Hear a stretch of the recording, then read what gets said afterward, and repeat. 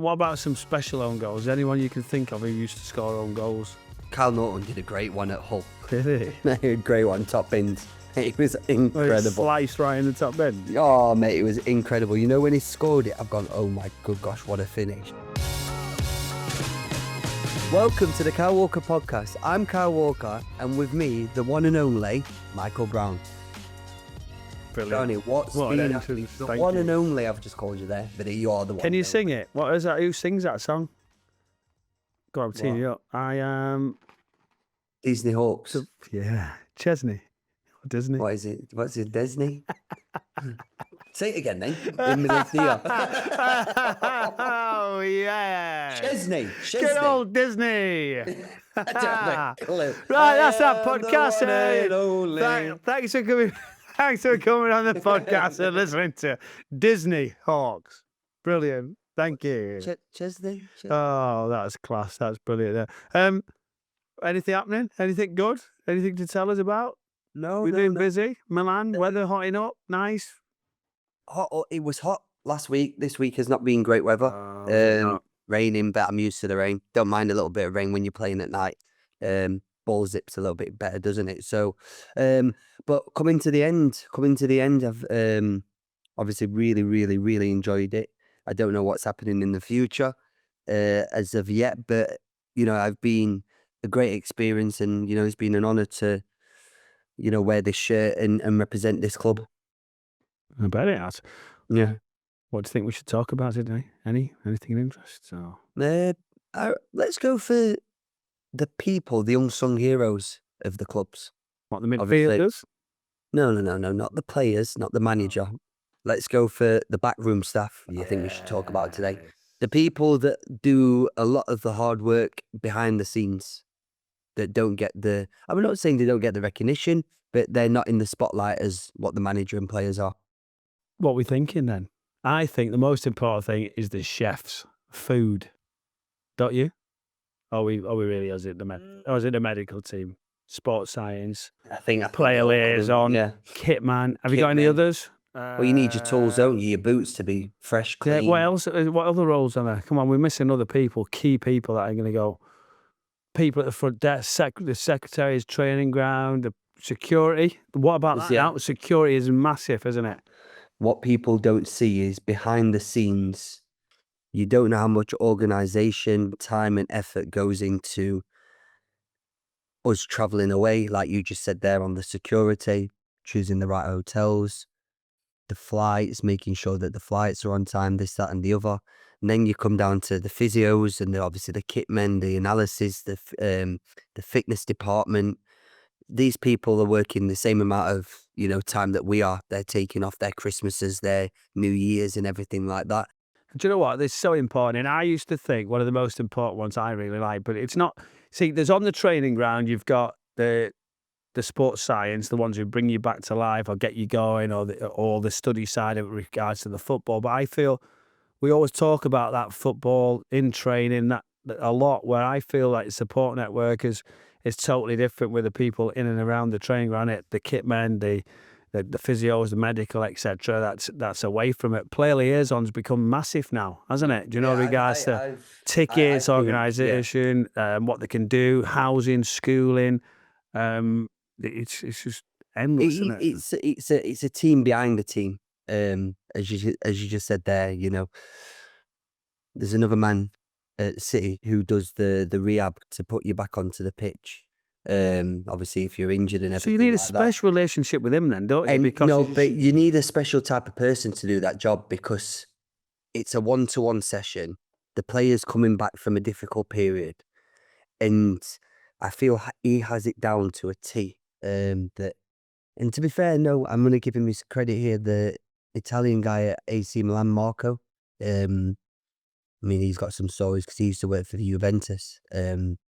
So you've had to some of build that new relationship. Yeah, with and him some of very the quickly, pictures haven't that you? he's got on his phone with Ronaldo, Pirlo, Pogba, Stop it. yeah, Tevez.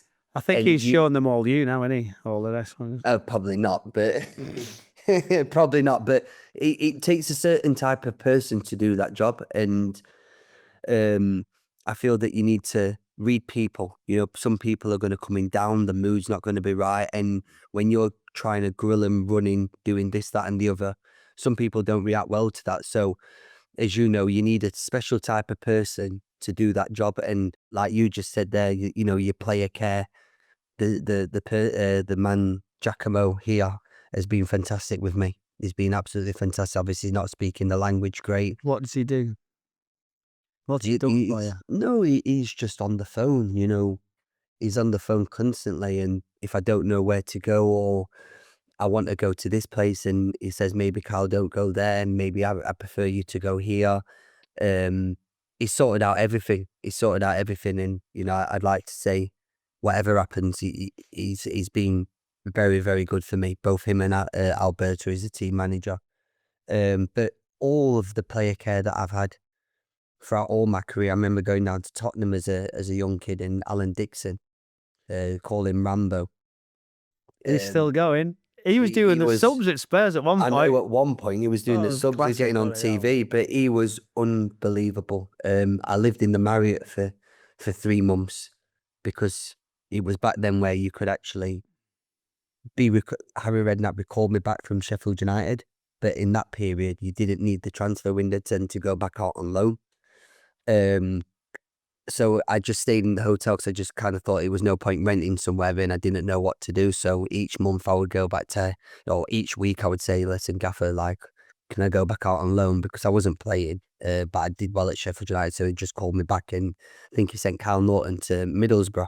He was like, no, I'll tell you next week. Next minute, 3 months later, I'm still sat there in the Marriott Hotel. Like, okay, I guess I'm staying until the end of the season now.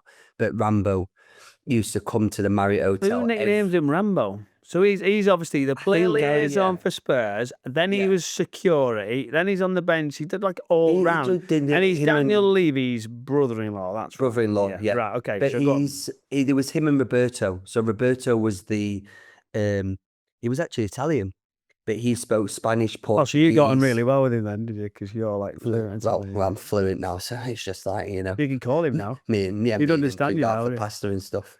So, but it was him and Alan.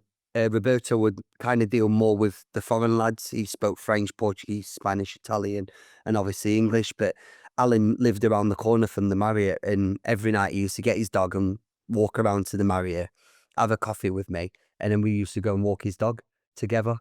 But little things like that, as a 19-year-old moving down to London for the first time, being sat in a hotel room, not knowing anyone, I'll never forget it.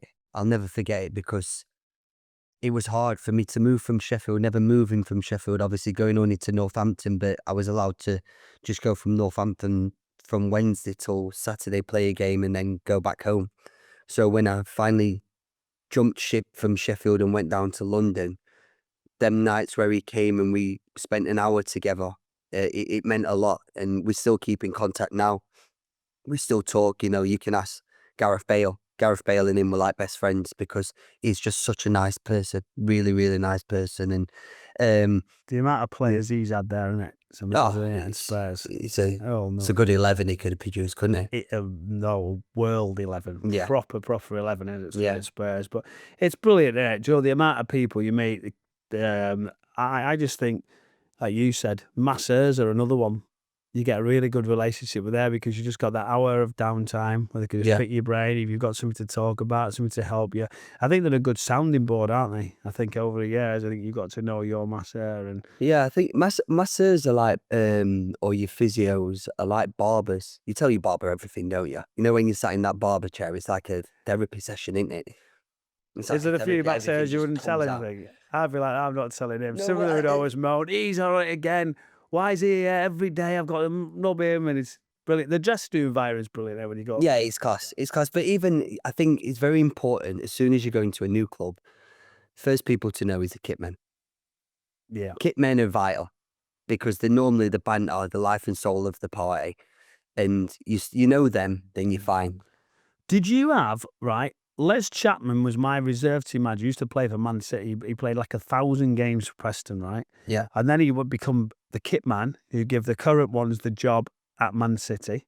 Correct. He was there forever, and he was crazy. He'd do absolutely anything. Although he was a former player, he knew how to handle the dressing room. Obviously, great fun, great banter. You see lots of things he's done. There was nothing he would not do that we can't even air, because that would be actually thrown right off air what Chappie would do. He was there for a while. I think he set the tone, didn't he? Do you know, for kitmen. I've been at different places, whether it be Fulham, whether it be at Spurs. They always have this little bit of an edge, this little bit of fun to do something the extreme, whether they're sorting you out every day for getting your underpants, your socks, or whatever it may be, making you laugh, doing daft things. I just think it's a great hub, in it. In that, I think like the kitmen are footballers that didn't quite make it, but they have the footballing banter. And if they're like not funny, they're not allowed to stay there, are yeah, they? If if they've they're not not got funny, they're like some boring. mad edge. If they're not weird, like you look at there's certain things that we had Brandon Ashton doing at City. Is he the way he was the one who used to slide through the He changing rooms? slide through the changing rooms. You do but like what's it called, like a soap floor, wasn't it? And he just fly right through the changing room. he just fly through all the legs. But you could get him to do anything. I didn't have the pleasure of working with Chappie because I think he just passed it on But all when I left. But you still obviously Ali there and Brandon and what Clivy about the story when you were all there with Ali, right? So Aguero's leaving, right? And what did he say, right? I'm going to do something for the staff. Yeah. Was it his So Range Rover? yeah. So he had a Range Rover. I think it was his missus's, and he wasn't obviously taking it to Barcelona with him. So he was like, well, what I'm going to do is I'm going to not auction it, but we can do like a raffle. We can do a raffle. So he's going to do a raffle for a Range Rover. I mean, it's a free raffle, by the way. Yeah, it's a free raffle. It's a free raffle. So basically, you all get a number, and if your number gets pulled out, you've got a Range Rover. And lo and behold, it was. I'd seen the clips, and everyone's in a massive room, isn't there? I think it was Hoff. Anticipation. Yeah, it was Hoff who does the pools, who cleans the pools. Make sure the ice baths and the hot pools are fine, and the swimming pools all like clean and everything. And Ali, and it was just kind of like, I want them both to win it. I didn't know who to cheer for. So like when Ali won it, I was like half disappointed that Hoff didn't win it. But if Hoff would have won it, I think the penalty Ali could have done with that as well. So it was kind of a mixed emotions, but Ali's face, he was buzzing. But I think, certain things when the lads do that for the staff, when they're leaving, or just in general, and I've known a lot of the players at Man City will pay for dinners for the staff just to say thank you. But it's good because you show the appreciation. I think that was one area we always started to give, always the Whit Browns, wherever it was, they would get looked after in that particular room wherever possible, whether it be for your boots, whether it be for the kit. Driving cars for you, that sort of environment, and it's continued. I did it as the captain. I would go around at the start of the season and get a whip round to make sure you had the money for the hospitals. Come Christmas time, you give a little bit of a Christmas gift, whether that be a hamper, a little bit of money, just to say thank you for the staff that are working all Christmas and through the busy period. And then come the end of the season, if we won trophies, they would get a little bit more because obviously we got a bonus for winning the trophy. So we would then, take a little bit out of our bonus and give to the staff. And also Pep did that as well. I think it's been obviously said, in the media already, but, he was very, very generous with his bonuses with the staff because he knew the time and effort and the dedication that not just we as players and the coaching staff put in, but also the people that you see not behind the scenes. And, it's important to the team. It's important to the squad. I tell you what, people wouldn't realise the detail that the kitman has to deliver. So like you'll want a particular pair of socks, a particular pair of shorts, that boot, not the other boot. And in your head, that's not there with the trainers or the certain flip-flop or the superstition or a towel or it's just crazy, isn't it? The amount of stuff per player that have their own individual needs, the higher you go up, the more that is. Do you know, if that makes sense? Do you know? Yeah, no, you might take 4 boots to a game, and if the other boot hasn't come, you're like, well, why is that? Then it might be someone have stud changes. I remember at England, when I first joined with England, John Terry, he would wear a pair of boots for warm-up, a new pair of boots for the first half, and a new pair of boots again for the second half. That's 3 pairs of boots. Now, I know he didn't chuck them, he would sign them and obviously Yeah, it's 'cause give them to charities and everything like that. But imagine the kitmen, they have to remember JT has 3 pairs of boots per game. I need to make sure that these boots are ready. You know, nowadays, before, it was just run them under the hot water, weren't they? Now there's big steamers that the they kitmen get bring and everything, you don't shove they? them. It's everything, but I think people don't understand the amount of kit. It's like pre-season, the amount of kit that they must have to take to make sure that we've got a strip in the morning, a strip in the afternoon, our leisure gear to walk around the hotel, making sure that all the sizes are there. You know, spare socks, spare slips, spare this, spare that. It's massive, but Your level in some ways even is harder because the amount of the expectation and what they've got to take, and that's not for me. It's just my shin pads. No, but I mean of the group of where you are. If you said that that's what they've got to do. What I used to do is I always got the kitman inside because I needed shirts. Everyone wanted signed shirts, and you'd only used to get 2. I mean, for you guys now, you'd get like 2 every single game, wherever you are. Is that still the same at AC Milan, by the way? That's still the same, yeah. 2 shirts every single game, and they shirts. go off So to what they charities do, everywhere, don't they? the first shirt for the first half is given to a charity. Oh, so that's a given. So I don't know if you've known that as well. When they score a goal in Italy, the ball gets put. You have to kick the ball off, and it gets put in a bag, Ah, and they give that to the charity as well. So the I didn't know that. game that scored the goal, the ball that goes in the back of the net goes into a bag, and that goes to charity, which I think is a nice idea. But for me, I used to say, right, well, I needed certain boots, kit, looked after. I want the shirts, everything. So the first thing I'd do is straight away get the kit man on side. There's a nice little retainer. Thank you very much for starting to look after me. Yeah. And away you go, isn't it? That's Did you have a it. boot And I boy made and sure. stuff then? So first, when I started off, I was a boot boy originally. Calvin Phillips. Yeah. Well, we don't like to talk about it. Calvin Phillips did my boots, yeah. Yeah, Calvin Phillips. Yeah. So I Calvin Phillips is mine at Leeds. That wasn't a bad one, and I did my turn doing the boots, and then it all stopped there. But I think that was a nice thing in regards to a grounding of someone realizing that they want to get in the first team, and now it's just the kit man again who does has to everything. sort that, doesn't he? If you're up for more insights, analysis, and stories from the game, look no further than the Football Daily Podcast. Daily episodes cover the latest news from the Premier League, EFL, and European football. Plus, there's interviews with big names from across the footballing world. Subscribe and listen now on BBC Sounds.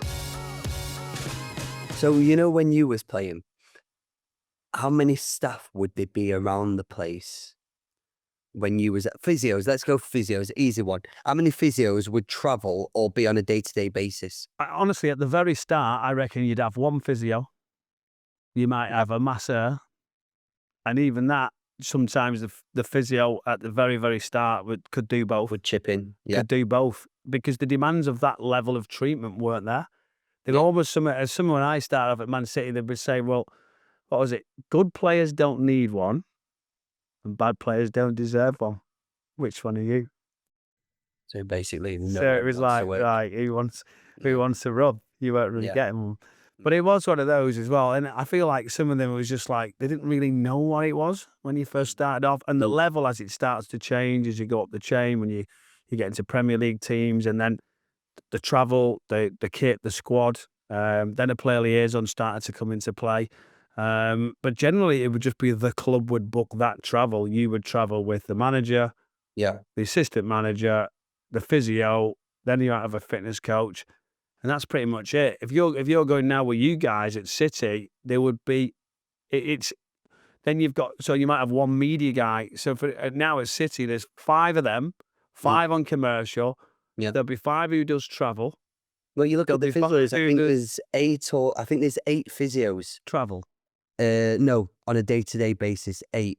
So there'll be 3 analysts who'll travel. There'll be a doctor or 2. 2 doctors. 2 doctors. This is on a normal thing. Yeah. Because if one goes ill, this is the other thing you have on travel now. You'll have 2 chefs because they do their food. 2 chefs, yeah. So they would do the food, even if you're in another hotel, they would take that. They would go the day before. So we mentioned about people who head up the travel side of it. Then you've got the media team of maybe 5, social media team of a couple. Then you'd have, even on your side, what else would you have after that? How many assistants? How many goalkeeper coaches? You used to have 1. 2. Now there's 2. Yeah, 2. That's You've just got for the obviously keepers. the manager, the assistant, the coach, the set piece coach, the 2 goalkeeping coaches. Then you've got your physios, which is normally 4 on a travel day. Champions League, we would take 5. Then you've got the player liaison. How So many you've got kitmen? kitmen. 2/3. Champions League was 3. Normal games was 2. You got the player liaison officer. Then you have his assistant that obviously does the travel, and Yeah. Vianos need to be going here, there, or everywhere if people need to go to hospital. 2 doctors just in case one goes ill. So there is a big. There's probably more staff than players. 2 coaches, a support coach, then Yeah. about 3 or 4 Vianos in hold Yeah. because of drug testing, because of everything. Correct. This Correct. is on every single game, and then there's a kit van that's separate. There's the planes that are separate. Buses on the other side when the planes land. Yeah. Chefs on the bus It's to a- get it's a- to it's a- the it's a chefs on the bus massive- to get to the plane. It's It- all about giving you the best opportunity in every way, and I the feel- detail level Yeah, is amazing. I feel now in football that, especially Man City, AC Milan, the clubs that are being able to play for, there's no excuse for failure. So we're going to do as much as we can do off of the pitch. So all you guys have to think about is going onto the field and producing, the best performance that you can do. There's no room for saying, okay, we didn't have that, we didn't have this. I think that's what's amazing, isn't it? Do you know, like now that amount of support, and I think what's really good at the end of the season when there is a trophy or a medal, everybody comes on the pitch to get to appreciation, and that's their moment of saying, right, thank you very much, isn't it? Do you know, and that And Pep is massive with that. I think every trophy, even after the end of, when we lift the trophy, he makes sure that all the families, all the, the kitmen's families, their kids and everything get to come onto the pitch, take a picture with the trophy, because it's not just our trophy. We've all worked very extremely hard throughout the season to get to where we wanted to get to. And 9 times out of 10, we achieved that, the dream, especially in the Premier League. And they needed to enjoy the moment just as much as we did. who uses the player liaison the most that you've seen since you were at City or even at Milan? That's a good one, isn't it? Because some people, they do absolutely everything for, don't they? Do you know, like go pay a bill, go and help them with they're like everything. Who jumps to mind? It's normally the foreign players, especially when I was at City, just because obviously us English lads, we know the country. Do you get what I mean? We know where to go, what to do, the restaurants to eat, the people to call if we need certain things. We've got the contacts and informations. We've got friends like you as well that if we don't, we call you and you'll know someone. Yeah. The foreigners don't really have that support network around them, so it's kind of the wife and themselves with kids if they come with the kids and everything like that. So I would, if I was to pick one, Here we go. Drum roll. This might not make the edit. Come on. I think I'd have said Laporte. Oh, Laporte. Maybe he was just having chats, but if there was one person that I walked past the office and it was always in there, it was Laporte, I'd probably say. And you still speak to a few of them now. I'm sure you still get messages and things like that. Yeah. Everyone. Great, to be fair, like I said before, me and Alan Dixon, we still speak. When you go back to the grounds and you see certain players, certain staff members, it's always good to see them. And I just like to say, from myself, every club I've been to, I can't thank him. It's like, it's not the Oscars. No, but seriously, say thank you, people, Sergio. But no, just but say people, big shout out to the backroom no, staff. but people That's it, don't isn't it? know the amount of work that they put in. The people don't know. They just think like me and you now. We don't just come here and sit down and start doing this podcast. There's a lot of big L to the work. producer. And Yeah, look at there's a that lot. smile Yeah, in there's the a lot. gallery. There's a Good lot of work that boy. goes into. But even the 2 gentlemen that I have here in Italy, it's a lot of work that goes into. Only because they've just got your biscuits. No, they've got my biscuits. I've got water. Yeah, well, BBC I got some tap water in a glass. but that's something that the next time I producers think can I'm gonna improve get on. you next year. a coffee, Yeah, why not? bit of fruit, a couple of biscuits, Nice, and isn't it? Bit of a bit of chocolate. sparkling water. It's time for the Kyle Stone. Yeah. What have you got for us? The producer wants me to talk about scoring my first own goal. Go on then. Have you scored one? You've scored many, haven't you? Have you got about 6 or 7? Get out of here. No? 4? 3? Most embarrassing. Have you got a choice? Have you got like the most embarrassing own goal? What's the best First own own goal. you've ever I remember scoring one on the opening day of the season. I think it went down as an own goal at Old Trafford. It says, I don't- it says, would you try extra hard if you'd scored an own goal, or would you just try the same?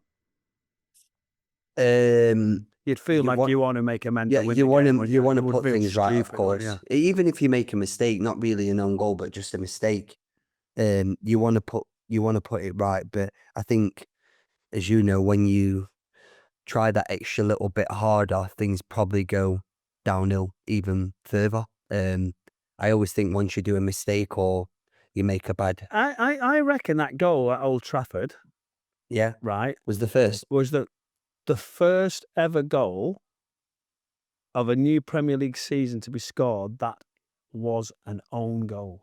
It's another record. There you there. go. It's like another 4 in a row. medal. 4 in a row. No, and it's not. that. It's not really good on the though, bar isn't of it? that, but good, isn't it? no, Take it. it wasn't great. No, Any I didn't records? take Any it. records are good one, mate. Don't worry. Have you scored an own goal? I think I scored one, but I got away with it when I was about 18 at Anfield away, and it sort of just hit me, and I sort of just went on the radar because it was about 4-0, and just sort of like flicked off me and went far corner.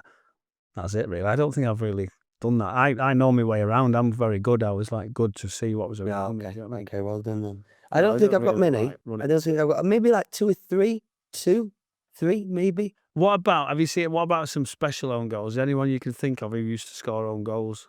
Carl Norton was was a it? great one at Hull. Really? Great one, top bins. It was Well, it incredible. sliced right in the top bin. Oh, mate, it was incredible. You know, when he scored it, I've gone, oh my good gosh, what a finish. Right? But then, you know, when you think, oh, it's me mate. Some of them It's me mate, I didn't. Did But you some laugh? of them. Did you give him it afterwards? You must have laughed. No, he Why was not? devastated. No, he weren't happy. Frank He Sinclair weren't. had a few. Richard Yeah, Dunn Frank had is even it. more. Richard Dunn had a few as well, Dunny's yeah, had yeah. a few. How many Dunny's had a was few. there? No, it's not a great feeling. It's always us defenders, isn't it, when we try and do a I've block, got to bring put it ourselves out. on the line. Arsenal one in Lee Dixon lobbing David Seaman was just thrown to me there. So there's loads of them, isn't there? Yeah. Cheers for watching the latest episode of the Kyle Walker podcast. You can also listen to our bonus Q&A episodes on the BBC Sounds app, where you'll find the entire series so far. Subscribe to the pod and please keep sending in your questions to kylewalker@bbc.co.uk. Ciao tutti, au revoir, bye bye. Bye.